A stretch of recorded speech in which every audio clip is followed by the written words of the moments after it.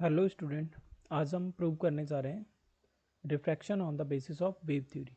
Wave theory के base पर हम प्रूव करेंगे रिफ्रैक्शन दैट मीन सिंपली हमें क्या प्रूव करना है, हमें साइन आई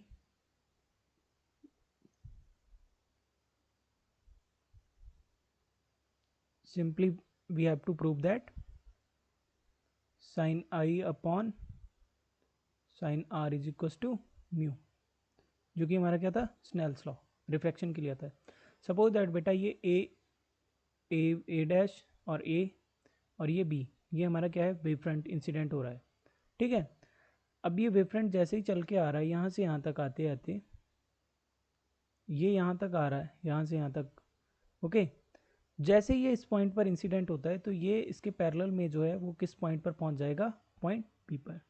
तो हम इसे सिंपली क्या करेंगे, एक लाइन ट्रेस करेंगे। तो यहाँ हमारा एंगल कितना होगा, 90। ये एंगल कितना होगा, 90।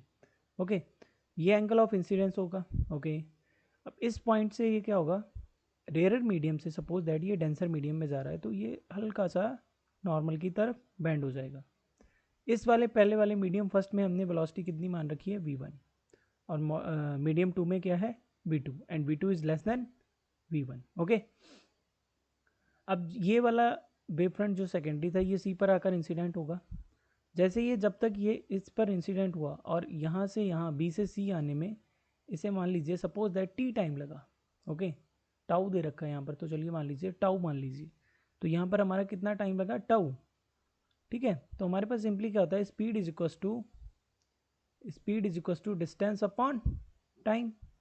देन डिस्टेंस इसने बी सी जो ट्रैवल करी वो कितनी हो जाएगी, speed v1 into time tau.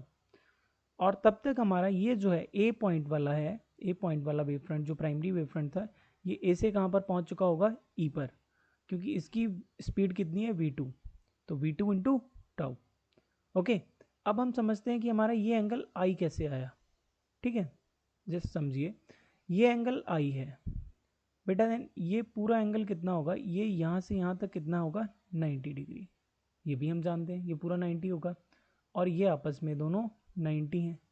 ये आई है तो ये इतना सा एंगल, कितना हो जाएगा, 90 माइनस आई, और ये पूरा कितना है, 90। तो कंडीशन क्या होगी कि ये angle must be equal to I. Similar हमारा यहाँ पर भी अगर हम ड्रॉ करते हैं नॉर्मल, देन ये आगे बढ़ाने पर ये एंगल कितना होगा, आर। ये दोनों एंगल कितने हैं, 90। तो ये बचा हुआ एंगल कितना होगा, 90 माइनस आर। सो इसको भी किसके इक्वल होना पड़ेगा, आर के। ठीक है, अब हम बात करते हैं हमारे ट्रायंगल किसमें, इन ट्रायंगल हमारा कौन सा होगा, ए बी और सी। ओके, जस्ट वेट, मैं यहाँ थोड़ा इरेज कर दूँ, सी पॉइंट आपको नज़र नहीं आ रहा होगा। ओके, तो सी ए बी सी में, ये वाले हमारे ट्रायंगल में, ट्रायंगल ए टू बी और सी में। ओके, तो ये देखिए, ये बी क्या है हमारा, यहाँ पर कितना एंगल बन रहा है, 90। तो 90 एंगल के लिए हमारा बी सी क्या होगा, परपेंडिकुलर, और ए सी क्या होगा, hypotenuse. Okay, then sine I is equals to क्या होगा,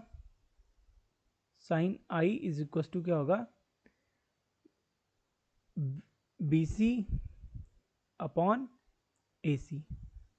ओके, और अगर हम जाते हैं अब इन ट्रायंगल को, इसमें जाएंगे हम इस वाले ट्रायंगल में, नीचे वाले में, ए ई सी में, क्योंकि ये भी 90 एंगल होगा।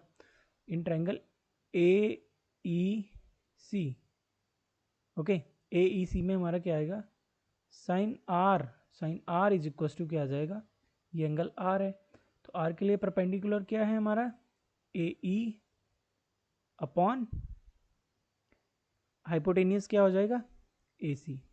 तो यहाँ से हम निकालेंगे sine I upon sine R is equal to कितना आ जाएगा, B C upon A C into A C upon A E.